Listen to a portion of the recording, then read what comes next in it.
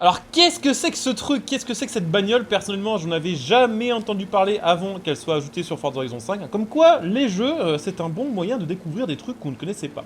C'est une Volkswagen, et déjà, première chose à dire à son sujet, est-ce que vous trouvez que ça a une tronche de Volkswagen?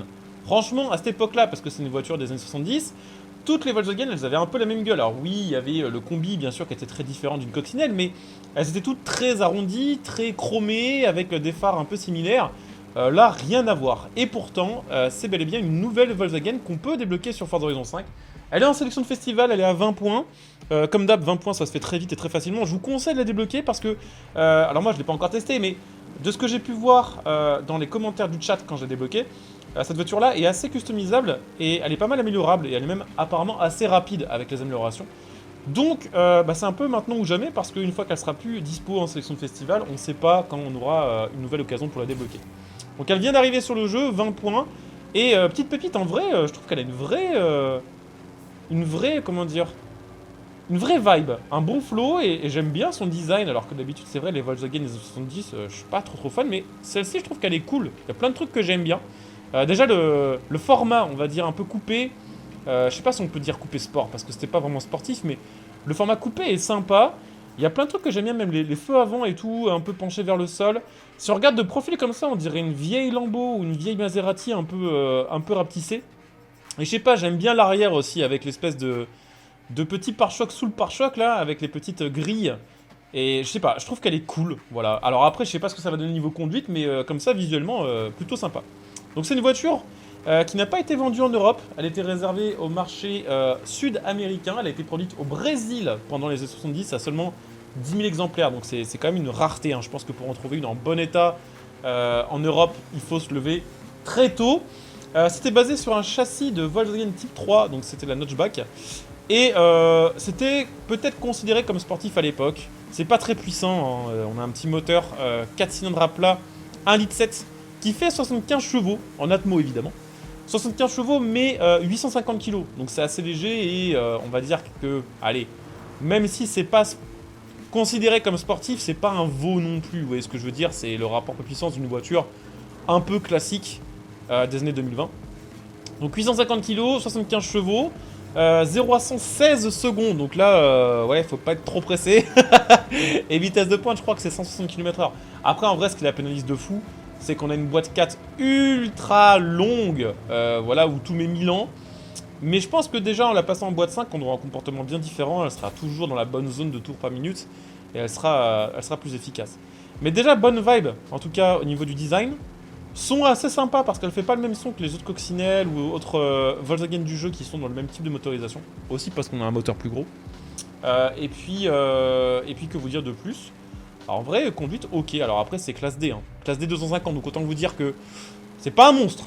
Mais elle a pas d'énormes défauts. Elle est assez légère, on sent que ça peut être éventuellement un bon truc pour drifter. Et puis ouais, pas de gros défauts. Ça freine. En fait, toutes les stats se valent. Donc on n'a pas une caisse cheatée en ligne droite qui va pas être capable de prendre un seul virage. Et on n'a pas non plus un truc OP en virage mais qui est une merde en ligne droite. Là c'est ok tiers dans tous les points. Et je trouve que c'est cool. Je vous montre l'intérieur aussi, l'intérieur qui est sympa. Faut pas être trop grand je pense, tout simplement. Mais mes petits intérieurs en bois je pense. J'arrive pas à voir ce que c'est du bois la plaque là? Ou c'est juste couleur carrosserie mais genre vu que c'est l'ombre. Je sais pas, hein. C'est pas couleur carrosserie, c'est orange, mais on dirait, en fait, on dirait juste du métal. Donc c'est pas du bois, non. Mais voilà, petit intérieur rétro qui fait presque plus années 60 que 70. C'est cool, en vrai, c'est cool comme voiture. J'aime bien quand Forza me permet de découvrir des voitures. C'est vrai que, vu que je joue à plein de jeux et que je m'intéresse aux voitures depuis plus de 20 ans largement maintenant, bah, j'ai un peu écumé toutes les anciennes voitures des grandes marques généralistes. Et je pensais pas découvrir une Volkswagen un jour. Mais bon, comme quoi, hein, vous voyez, c'est bien, voilà, c'est un point que vous pourrez citer si un jour on vous dit que les jeux c'est de la merde, vous pourrez dire bah, au moins j'apprends des trucs avec les jeux vidéo. Et ça c'est cool. Donc, on va regarder un peu ce qu'on peut lui faire. Oh déjà je vois kit carrosserie. Alors kit carrosserie qui doit... Ok. Qui booste pas grand chose, mais on verra. On verra ce qu'on va lui faire. On pourra la swapper aussi. Avec pas mal de trucs, hein. Ouf. Dont le moteur de la GT3 RS. Alors ça le 2,6 litres. Racing F4, je sais pas d'où ça sort. Hein. Mais bon, dans tous les cas, on mettra pas ça si on swap, on mettra le moteur Porsche. Possibilité de la passer en 4 roues en sachant que de base c'est une propu. Et possibilité bien sûr après de faire des trucs au moteur de base aussi. Donc je sais pas trop quoi en faire pour l'instant, je vais regarder un peu... Oh! Ouais, les petites pièces. Ok, elle est un peu customisable. Alors c'est pas des dingueries, mais au moins on pourra avoir des trucs réglables. Il y a des petits trucs qui changent un peu. Voilà, après, rien d'exceptionnel, mais... Ah ouais, des petits trucs mignons. Et bah écoutez, je sais pas trop quoi en faire de cette voiture-là. Je la trouvais plus jolie en roulant dans l'open world que là, genre là, elle est ultra haute, je trouve.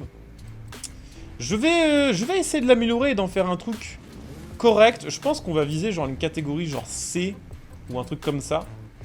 Et essayer de se faire un top C pour voir. Ou un top B, ça dépendra des stats. Et bah écoutez, j'ai réussi à les mettre en top B avec des stats à peu près correctes en vrai. Un petit B700, 225 chevaux, 700 kg, donc ça en vrai monstrueux. Et puis des stats plutôt sympas. Donc je vais installer ça, je vais passer peut-être un petit peu de temps à la régler, puis on se retrouve de suite pour tester ça. Puis après évidemment on se testera potentiellement le swap et le kit carrosserie pour voir un peu ce que ça peut donner. Alors je vous montre les peintures, putain il y en a plein, ça fait plaisir. Et puis il y a plein de trucs vachement colorés, il n'y a même pas de gris quoi. Il n'y a pas de gris, il n'y a pas de... Bon il y a ça, ouais c'est gris blanc. Il n'y a pas de noir, putain ça fait bizarre de revenir les années 70 quand il y avait des couleurs dans le monde automobile. Elle claque en jaune en vrai. En vert aussi j'avoue. Peut-être dans les paliers ensoleillés, on préfère mettre de la couleur sur sa voiture, peut-être que ça vieillit mieux aussi. Pourtant le soleil c'est pas bon pour les peintures mais bon. Ouais petit jaune hein. Petit jaune sympa je pense. Ou petit vert, je sais pas, qu'est-ce qu'on fait? Évidemment vous pouvez pas me dire parce qu'on n'est pas en live mais ouais non vert ça fait peut-être chelou avec les bandes rouges. Allez, on va partir sur un petit jaune. Et on va se tester ça. Donc c'est parti, on est en pro contre les IA. Ça fait une éternité que j'ai pas joué sur ce jeu en top C, en vidéo. Hein. Je pense que... je sais même pas si... Ouais, ça a dû arriver quand même sur FH5, mais... Les petites catégories sont moins populaires que sur FH4. Sur FH4, CBA, c'était vraiment le plus joué, je pense. Avec AS1. Allez, soyons fous. Maintenant, sur FH5, je pense que les gens, ils sont en mode A, S1, S2. Putain, elle est trop bien. Oh, elle est ultra maniable.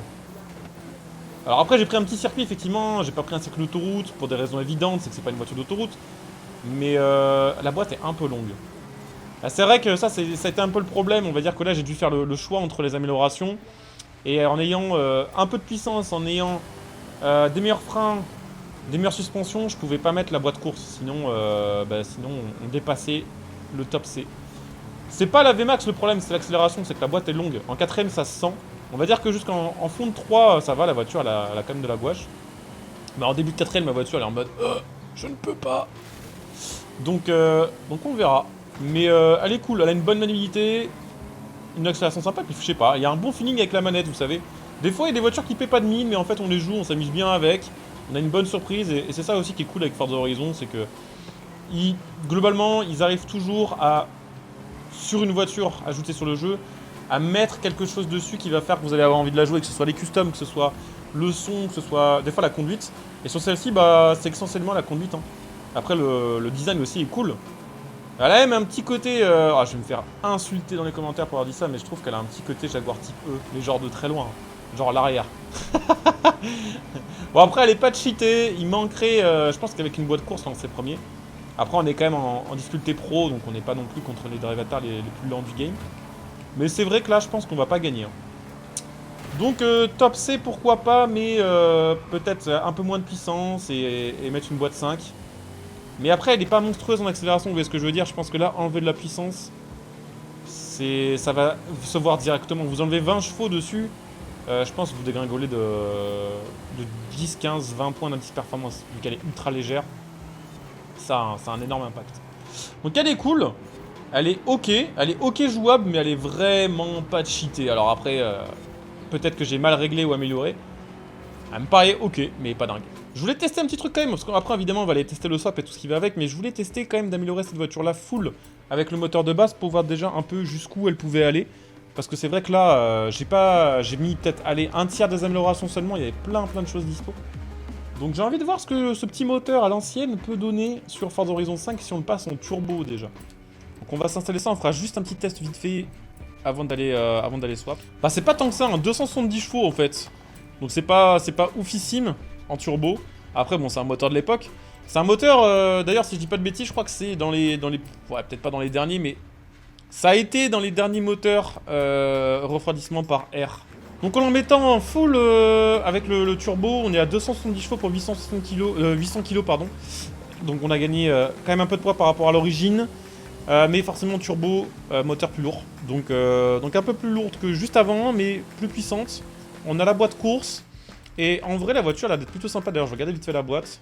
Waouh, la longueur, putain, et même en boîte 6. C'est quoi ces réglages de l'enfer, là? 260 km/h, putain, c'est pas fou, hein. Alors là, pour une caisse en A, je pense que les perfs sont un peu nuls. Très clairement, elle accélère pas bien. Elle tourne bien. C'est vrai que là, ça dégrippe pas. On a fait tout le virage à l'appui à 200 km/h. Donc cool. Je pense qu'elle freine bien. Enfin, j'espère. Allez, on va voir ça. Ah ouais, par contre, elle freine bien. J'avoue, le fait qu'elle soit légère là-dessus, elle est OP. Donc bon, accélération bof. Vmax très bof en A. Par contre, très bonne tenue route, hein. Elle glisse pas, c'est assez impressionnant. Et très bon freinage. Mais bon, on va s'installer, évidemment, le swap, hein, le master swap. Alors je vais quand même vérifier si avec le Racing de Litis on n'a pas plus en puissance, sait-on jamais. Mais c'est pas forcément parce que vous prenez le plus gros, vous avez le plus de puissance. Et de toute façon là il est même pas améliorable, donc c'est réglé. Après 329 chevaux, ouais bon c'est cool, mais là on va en avoir presque 1000 je crois. Hein. Dans mes souvenirs là ça va être 1000 chevaux. Bon on va mettre les 4 roues motrices, je pense que ce sera pas du luxe. Et on va mettre le kit carrosserie aussi, tant qu'on y est, pour avoir un max d'appui. Je pense pas que la voiture soit jouable en S1. Après, bon, des fois sur FH4, on avait des putains de surprises, genre la Civic des années 70. Je crois qu'elle était ultra cheatée en S1 par exemple.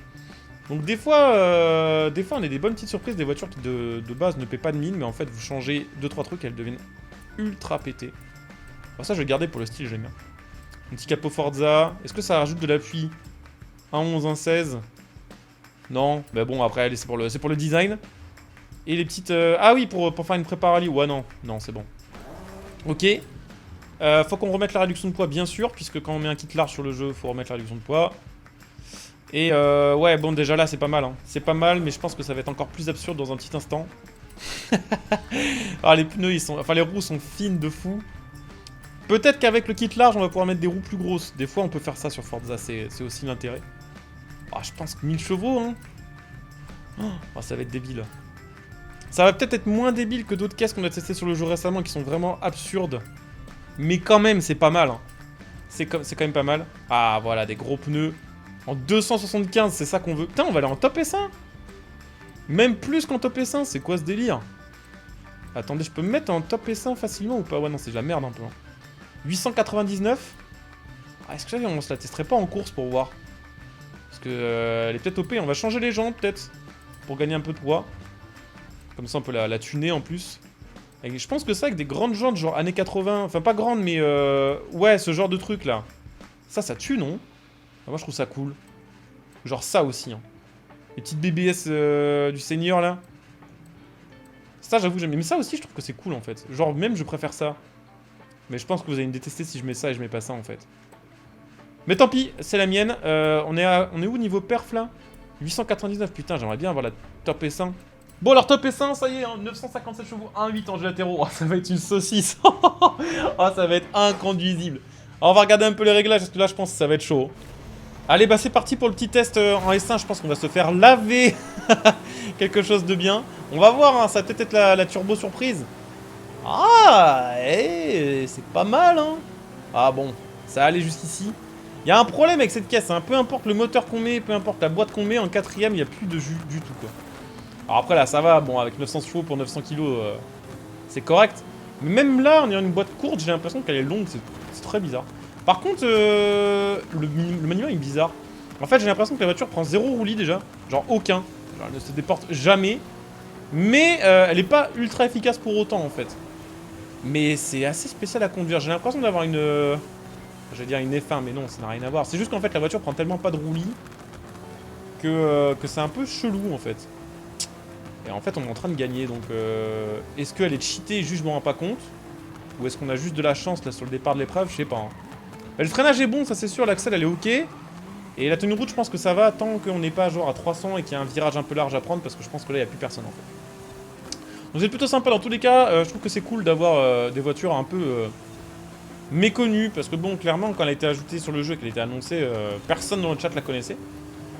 Donc c'est plutôt plutôt cool. J'espère qu'ils continueront ce genre de move de temps en temps en mettant des voitures qui sont pas demandées par la commune mais qui sont un peu ajoutées en mode surprise. Est-ce que c'est pour teaser le Brésil sur FH6? Je pense pas, hein, je réponds direct à la question. Voilà, par contre, est-ce que c'est parce qu'on est en Amérique du Sud? C'est tout à fait possible. Donc voilà, j'espère que la petite vidéo vous aura plu. C'est le cas comme d'hab, je compte sur vous pour laisser un petit like. Elle s'ouvre un peu. Un petit like, vous pouvez vous abonner pour les prochaines vidéos. Vous pouvez bien sûr aussi venir me follow sur Twitch pour les prochains lives. Ce soir, on va faire du Gran Turismo en live. Mais j'en fais plein, des lives sur plein de trucs.